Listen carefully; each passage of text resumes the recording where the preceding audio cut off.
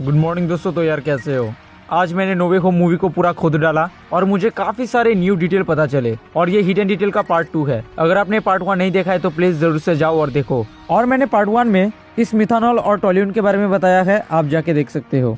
Link is in the description. और काफी सारे लोग मेरे को कह रहे थे कि पार्ट 1 में मैंने कनेडियन लेड का कॉपी किया है। बहुत सारे नहीं, 2-3 लोगों ने मुझे कमेंट किया था। अरे जाओ मेरे वीडियो का डेट देखो, मैंने कनेडियन लेड से 1 महीना पहले अपलोड किया था। तो प्लीज यार ऐसे तो कमेंट किया मत करो, दुख लगता है। एंड गाइस ऐसे डिटेल बताना जो आपको पहले से पता ना हो, ये काफी हार्ड वर्क होता है। तो प्लीज यार लाइक कर देना। अभी लाइक मत करो, ठीक है? वीडियो के एंड में आप खुद डिसाइड करना। अगर आप चैनल पे न्यू आए हो तो प्लीज यार सब्सक्राइब कर देना और बेल आइकन को दबा देना। और इस वीडियो में हम बात करेंगे आयरन मैन के नो वे होम में होने के। और ये हमारा आयरन मैन नहीं है, ठीक है? ये दूसरे यूनिवर्स का है। इसके बारे में हम बाद में बात करेंगे। और इससे पहले मैंने बहुत सारे मूवीज के डिटेल वीडियो बनाया है, आप जाके चेकआउट कर सकते हो। और बहुत सारे न्यू कैरेक्टर हमें एमसीयू में देखने को मिलेंगे। बाकी का तो पता नहीं, लेकिन मैं 100% एमसीयू में आऊंगा as a son of captain America. And guys आप मुझे इंस्टाग्राम पे फॉलो कर सकते हो, हम सब कनेक्टेड रहेंगे, ठीक है? इसको अपने दोस्तों के साथ शेयर करना जिन्होंने नो वे होम देखा है, ठीक है? And guys my name is दबा and welcome to my channel दबा the HBT. So guys without wasting any more time, let's get straight into it.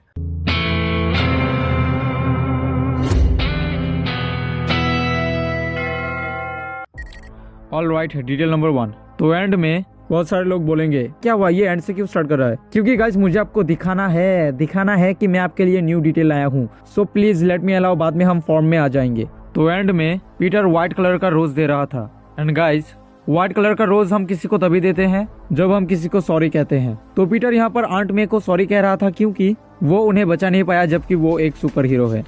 Detail number 2। तो इस सीन में जब इलेक्ट्रो सबको प्रसाद दे रहा था तब उसके सर पे 3 सिंग जैसा कुछ आ गया था। और ये सिंग रेफरेंस है कॉमिक के इलेक्ट्रो का, क्योंकि कॉमिक के इलेक्ट्रो के सर पे 3 सिंग था। And I hope this detail is new for you. Detail number 3। और इस सीन में यहाँ पर लिखा है when you help someone you help everyone. तो ये लाइन एक्चुअली स्पाइडरमैन के PS4 गेम से ली गई है। और गेम की तरह इस कब्र में भी साइड की तरफ फूल रखे गए हैं। बस बहुत हुआ एंड की बातें, अब मूवी के स्टार्टिंग में आते हैं। Detail number 4। Far from home जहाँ पर खत्म होती है वहीं से ये मूवी स्टार्ट होती है। ऐसा हमने पहली बार आयरन मैन में देखा था। आयरन मैन 1 जहाँ पर खत्म होती है वहीं से आयरन मैन 2 शुरू होती है। And I think this is an another reference of iron man. और भी बहुत सारे आयरन मैन के रेफरेंस है, इसके बारे में हम बाद में बात करेंगे। Detail number 5। और इस सीन में बैकग्राउंड में ये जो शॉप है, ये वही शॉप है जो होम कमिंग में डिस्ट्रॉय हो गया था। And you can see here डेलमर्स 3 which is foreshadowing the 3 Spiderman of this movie. और this is the 3rd movie of Tom Holland Spiderman. What do you think about this? Detail number 6। और हम यहाँ पर पहली बार MJ का surname देखते हैं which is Watson and I just love Emma Watson. And here you can see Peter Parker aka Spider-Man #071500 which is the reference of Earth 71500 जहाँ पर रेड स्कल और कैप्टन अमेरिका का प्रॉपर कहानी है, specially red school. और मैं 100% guarantee के साथ कह सकता हूँ इस डिटेल के बारे में अब तक किसी ने भी आपको नहीं बताया है। तो प्लीज यार do like. Detail number 7। In this scene यहाँ पर एक बुक है एंड यहाँ लिखा है ultimate anagram puzzle book. Now this word ultimate is amazing. ये अल्टीमेट वर्ड फोरशैडो कर रहा है 2012 में रिलीज हुई अल्टीमेट स्पाइडरमैन सीरीज की। और ये अल्टीमेट स्पाइडरमैन मेरा फेवरेट स्पाइडरमैन सीरीज था।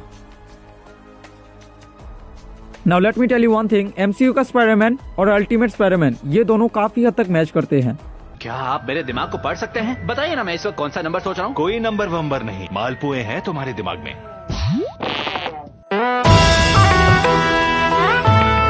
पार्ट 1 में मैंने इन दोनों साइंटिस्ट के बारे में बात किया था, लेकिन मुझसे हैंक पिम छूट गया था। तो ये रहे हमारे हैंक पिम जिन्होंने पिम पार्टिकल बनाया, मतलब किसी छोटी चीज को आप बड़ा कर सकते हो। और यहाँ पर आप देख सकते हो हमारे नील बोहर साहब, ये वही है जिन्होंने हमें एटॉमिक स्ट्रक्चर का प्रसाद दिया है। और ऊपर में है हमारे प्यारे दद्दू, इनको कौन नहीं जानता है ना। इन्होंने हमें महान इक्वेशन E=mc² जो दिया है, हमें महान इक्वेशन E=mc² जो दिया है। Detail number 8। और हैप्पी का ये अवतार हमने पहली बार आयरन मैन 3 में देखा था 1999 में। Detail number 9। इस मूवी में हम देखते हैं कि मटमूडॉक पीटर को बचाता है। कॉमिक में भी ऐसा सेम सीन पहले भी हो चुका है। द अमेजिंग स्पाइडरमैन इशू 219 में पीटर को क्रिमिनल बना दिया गया था और फिर मटमूडॉक उन्हें बचाते हैं, I mean Daredevil. Detail number 10। इस सीन में बैकग्राउंड में आप नोटिस कर सकते हो यहाँ लिखा है वेब ऑफ डिस्ट्रक्शन। मतलब क्या यार, मतलब जिस वेब ने दुनिया बचाई उसी का नाम डिस्ट्रक्शन दे दिया। और ये वही फेरी है जिसको पीटर ने होम कमिंग में डिस्ट्रॉय किया था, और इसको भी हम पहले होम कमिंग में देख चुके हैं। And this is the tower bridge from Spiderman far from home. Detail number 11। इस सीन में बेटी स्पाइडरमैन को टाइगर बुलाती है। But let me tell you one thing, tiger is the nickname of Spiderman in comics. Tiger Peter का nickname है जिसको MJ use करती थी। सैम रेमी स्पाइडरमैन में भी हमने एमजे को टाइगर बुलाते हुए देखा था। Detail number 12. In this scene, we can see a chemistry book here. Peter was using this book as a pillow. Now we all know that chemistry is the reference of love. So this chemistry foreshadowing their cute love. Their cute love. Chemistry ना बात करने से बनती है। Detail number 13। इस scene में हम background में एक ब्लैक कैट को देख सकते हैं और ये ब्लैक कैट का रेफरेंस है। And black cat is a character of spider universe and she is damn hot यार, वो मेरी फेवरेट है। Detail number 14। जब पीटर मंत्र को चेंज जब पीटर मंत्र को चेंज कराता है तब आप नोटिस करना कि ये चीज वाइब्रेट हो रहा था, यानी कि ये धीरे धीरे अनस्टेबल हो रहा था। जैसे कि पीटर ज्यादा मंत्र को चेंज कर रहा था वैसे ही ये चीज ज्यादा वाइब्रेट हो रहा था। Detail number 15। और इस सीन में पीटर 5 बार मंत्र को चेंज करता है और ये 5 रेफरेंस है स्पाइडरमैन का एमसीयू का 5 मूवीज का। सोनी ने मार्वल के साथ इन 5 मूवीज का कॉन्ट्रैक्ट साइन किया था। और इस सीन में इस नंबर प्लेट पे लिखा हुआ था SEYS1P3। अगर यहाँ पर D होता तो ये स्पाइडी हो जाता और ये मेरे डिटेल के अंदर आ जाता, पर ऐसा कुछ नहीं हुआ यार, काहे करते हो मार्वल वाले तुम्हें से। Detail number 16। तो ब्रिज फाइट सीन में इस कार में लिखा हुआ था ASM1983 और इसको मैंने गूगल पे सर्च किया था एंड गेस व्हाट, तो ये रेफरेंस है द अमेजिंग स्पाइडरमैन इशू 246 की, जो फर्स्ट वीक ऑफ अगस्त 1983 में रिलीज हुआ था। And I don't need to tell you the story of this comic because all know. And this number plate has 63A5M3, 5 को बना दो S और ये हो जाएगा 63ASM3 और ये रेफरेंस है द अमेजिंग स्पाइडरमैन इशू 3 जो जुलाई 1963 में रिलीज हुआ था। और यहाँ पर हमें पहली बार डॉक्टर ऑटो ऑक्टेवियस पंडित जी के दर्शन होते हैं और आप यहाँ पर देख सकते हो जैसे पंडित जी स्पाइडरमैन को प्रसाद दे रहा होता है वैसे ही मूवी में भी प्रसाद दे रहा था। और इस नंबर प्लेट में लिखा हुआ होता है 1228। Now 1228 is the birth date of Stan Lee और ऐसा सिमिलर नंबर प्लेट हमने वांडा विजन में भी देखा था which was the also reference of Stan Lee. Detail number 17। Detail number 17। इस सीन में जब एमजे टिकटॉक वीडियो स्वाइप करती है देन यू कैन सी एक उड़ता हुआ इंसान और ये जो वीडियो है ये रियल लाइफ में भी एग्जिस्ट करता है और ये रियल वायरल वीडियो है, ये देखो। तो प्लीज यार इस चीज के लिए लाइक कर देना।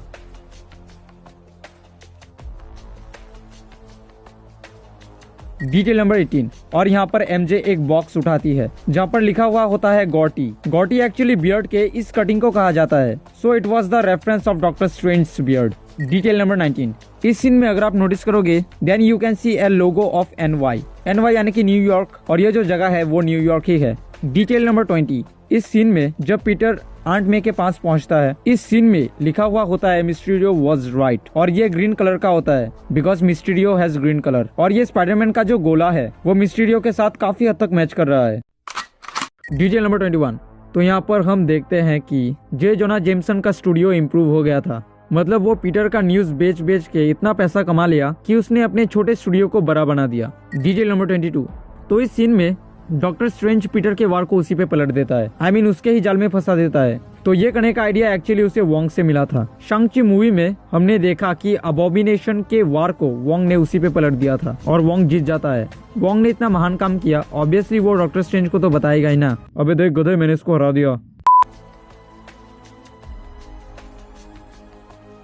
और हम स्पाइडर सेंस को अस्ट्रल फॉर्म में विजिबल कर सकते हैं जैसा हम कॉमिक में विजिबल करते हैं। Detail number 23। और यार स्पाइडरमैन का ये लुक हमने व्हाट इफ में भी देखा था and shout out goes to this website इतना नॉर्मल सा डिटेल नोटिस करने के लिए। Detail number 24।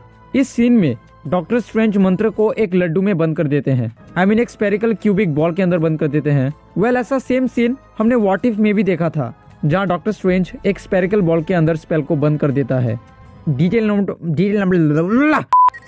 नंबर 25। और इस टीवी में स्टैचू ऑफ लिबर्टी के बारे में बता रहे होते हैं और इस सीन में हम हैप्पी का फेवरेट शो देखते हैं जिसके बारे में टोनी बता रहा था आयरन मैन 3 में। Detail number 26। इस सीन में फैब्रिकेटर मशीन के पीछे हम इस ड्राइंग को देख सकते हैं और ये ड्राइंग वही ड्राइंग है जिसको आयरन मैन 2 में टोनी दीवार में टंगा रहा था और यहाँ पर पीछे जो पोस्टर है ये वही पोस्टर है जिसको हमने आयरन मैन 2 के इस रिकॉर्डिंग सीन में देखा था। और इस सीन में बैकग्राउंड में हम स्टार्क एक्सपो के उस मॉडल को देख सकते हैं जिसको हमने पहली बार आयरन मैन 2 में देखा था। जिसके हेल्प से टोनी ने न्यू एलिमेंट बनाया था। डिटेल नंबर 27, इस सीन में आंट में हमारे पंडित जी के साथ थोड़ा फ्लर्ट करते हुए नजर आती है।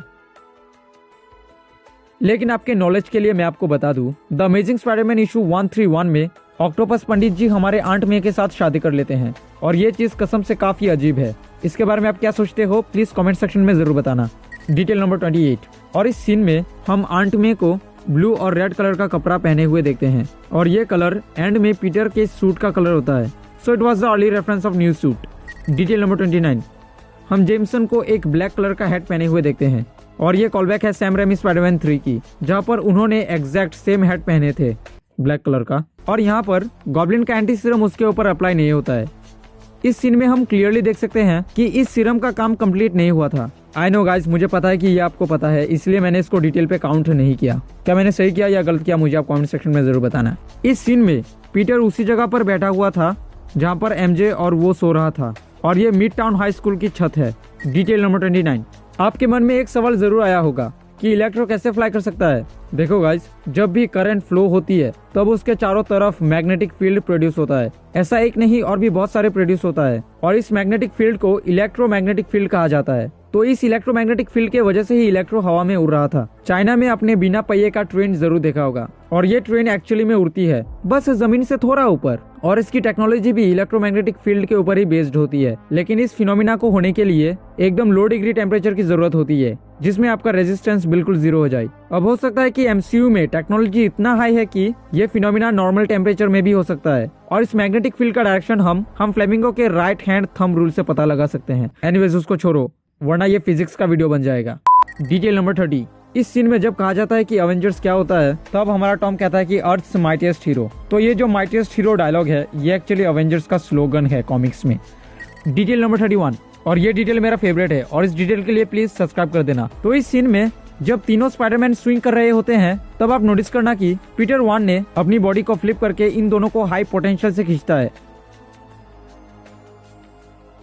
तो अपनी बॉडी को फ्लिप करके किसी चीज को हाई पोटेंशियल से खींचना ये उसने सीखा था कैप्टन अमेरिका से सिविल वॉर में इस सीन में। तो प्लीज हमारे चैनल को सब्सक्राइब कर दो, अगर सब्सक्राइब ना भी करो तो प्लीज यार लाइक तो कर दो एटलीस्ट। डिटेल नंबर 32, और टोनी ने सिविल वॉर में पीटर को कहा था कि दुश्मन के पैर पे वार करना और उस टिप को वो यहाँ पर फाइट में यूज करता है। और इस सीन में टॉबे फर्स्ट लैंड करता है क्योंकि सैम रेमी स्पाइडरमैन फर्स्ट, टॉबे पहले लैंड करता है क्योंकि सैम रेमी स्पाइडरमैन पहले आया था, एंड देन एंड्रू क्योंकि अमेजिंग स्पाइडरमैन मूवी सेकंड में आई थी, और एंड में एमसीयू का स्पाइडरमैन। डिटेल नंबर 34, और इस सीन में डॉक्टर स्ट्रेंज बॉक्स के साथ साथ उन्होंने अपने रिंग को भी वापस ले लिया था जिस रिंग से वो मैजिक करता है। आई नो ये काफी नॉर्मल सा डिटेल था। डिटेल नंबर 35, और एंड में हम देखते हैं कि गॉब्लिन बिना हेलमेट के फाइट करता है। तो गाइस ये रेफरेंस था अमेजिंग स्पाइडरमैन के ग्रीन गॉब्लिन की क्योंकि वो बिना हेलमेट के फाइट करता था। डिटेल नंबर 36, और ये डिटेल मेरा फेवरेट है, इसके लिए प्लीज सब्सक्राइब करना चैनल को। इस सीन में जब पीटर 3 एमजे को बचा रहा होता है तब उसने इस चीज को अपने हाथ से रास्ते से हटा दिया था क्योंकि ये चीज उनके रास्ते में आ रहा था। अगर पीटर इसको नहीं हटाता तो ये चीज उनके सर के ऊपर गिरता, लेकिन ये चीज यहाँ साइड में गिरती है। तो प्लीज यार सब्सक्राइब कर दो। डिटेल नंबर 37, जब इलेक्ट्रिसिटी का प्रसाद दे रहा होता है दो स्पाइडरमैन को और तब हमारे पंडित जी आते हैं और दो स्पाइडरमैन को बचाते हैं। लेकिन नोटिस करने वाली बात यह है कि टोबे एंड्रू से ज्यादा घायल हो गया था क्योंकि एंड्रू ने द अमेजिंग स्पाइडरमैन 2 में उसने अपने सूट को अपग्रेड किया था, उसने रबर का सूट बनाया था क्योंकि पार्ट 1 में पुलिस ने उसके ऊपर इलेक्ट्रिसिटी से हमला कर दिया था और ऐसा बाद में ना हो इसीलिए उसने अपने सूट को अपग्रेड किया था। खत्म। पर टोबे ने ऐसा कुछ भी नहीं किया था, उसका सूट नॉर्मल था, इसीलिए यहाँ पर टोबे को ज्यादा झटका लगता है और वो ज्यादा घायल हो जाता है और एंड्रू का थोड़ा सा शॉक बाउंस हो गया था उसके सूट की वजह से। So that's the reason why he was doing this. और बहुत सारे लोग कह रहे थे कि टोबे ज्यादा बुरा हो गया था इसलिए वो ज्यादा घायल हो गया था। नहीं, ये थ्योरी रॉन्ग है, ठीक है। बंदर चाहे जितना भी बुरा हो जाए गुलाटी मारना कभी नहीं भूलता। फिर से बोलो मेरे साथ, बंदर चाहे जितना भी बुरा हो जाए गुलाटी मारना कभी नहीं भूलता। और यहाँ पर आंट मैंने जो बात कही वो एग्जैक्ट सेम लाइन प्रिंटेड है कॉमिक में। सैम रेमी स्पाइडरमैन में थोड़ा अलग था बट उसका मीनिंग एक ही था। और यार मल्टीवर्स के क्रैक में हम बहुत सारे कैरेक्टर को नोटिस कर सकते हैं, जैसे ये क्रेवेन द हंटर, ये राइनो क्योंकि इसके माथे पे सिंग था, और भी बहुत सारे जैसे मैडम वेब और ब्लैक कैट, पर यह सब इतना क्लियर नहीं था। तो इस सीन में एमजे के पास वही नेकलेस होती है जिसको पीटर ने फार फ्रॉम होम में दिया था। अब हो सकता है कि इस नेकलेस की वजह से बाद में एमजे को सब कुछ याद आ जाए, जैसा हमने फैंटास्टिक बीस्ट मूवी में देखा कि पूरी दुनिया की याददाश्त मिट जाती है लेकिन बाद में जेकब को सब कुछ याद आ जाता है। तो हो सकता है कि ऐसा एमसीयू में भी हो। ये जस्ट मैंने एक तुक्का लगाया, अब एग्जैक्टली क्या होगा वो तो मुझे नहीं पता। इस सीन में हम स्टार वॉर्स के एम्परर कैरेक्टर को देख सकते हैं। इसको हमने पहली बार होमकमिंग में देखा था। एक्चुअली पीटर ने इसको नेड के याद में रखा था और एमजे ने दिया कब को पीटर ने यहाँ पर रखा था। बेचारा उसकी याद में रो रहा है मेरी तरह। और ऐसा न्यूज सुनने में आया है कि नो वे होम में टोनी स्टार्क का कैमियो होता और वो टोनी सोर्स ऑफ सुप्रीम होता और वो टोनी दूसरे यूनिवर्स का था क्योंकि टोनी को पीटर का आइडेंटिटी पता था। और ये न्यूज फेक भी हो सकती है, इसका ऑफिशियल कोई अनाउंसमेंट नहीं है, लेकिन ये कैंसिल हो गया क्योंकि नो वे होम में ऑलरेडी बहुत सारे कैरेक्टर हैं।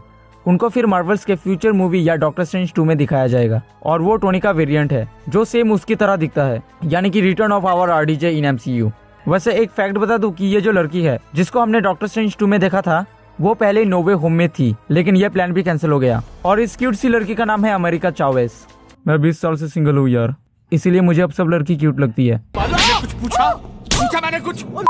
और ऐसा भी सुनने में आया है कि हमें डॉक्टर स्ट्रेंज 2 में सुपीरियर आयरन मैन देखने को मिलेगा जिसके लीड रोल में होंगे हमारे टॉम क्रूज भैया जी। और इसकी पावर की बात मैं आपको क्या बताऊं, इसने थेनोस का सर काटा था उनके यूनिवर्स में। और ये कोई आम इंसान नहीं है, इसके पास 3 गोटी है। इसके पास 3 इन्फिनिटी स्टोन है। यार क्या क्या समझते हो तुम। अब देखो ये सब रूमर्स है, ऐसा हो भी सकता है नहीं भी हो सकता, 50-50 चांसेस है। But let me tell you one thing guys, nobody can replace RDJ. I'm not saying he's loser, he's great. I know Tom Cruise is great actor, but this man is emotion guys. Tom Cruise is love, but this man is emotion. क्योंकि आज Marvel जो भी है सिर्फ और सिर्फ RDJ aka iron man की वजह से है। और ये बात खुद मार्वल के प्रेसिडेंट केविन फेगी ने कहा था। Ladies and gentlemen, I think it's time to call that man who started all. If you are agree, then write love you 3000 in comment section. And I will give you a heart. Tom cruise अपनी जगह पे best है और RDJ अपनी जगह पे best है, ठीक है। So yeah that's the wrap of this video. Like कर देना और सब्सक्राइब कर देना। मैं मिलता हूँ नेक्स्ट वीडियो में। Till then good bye, stay tuned, tata मीर जान।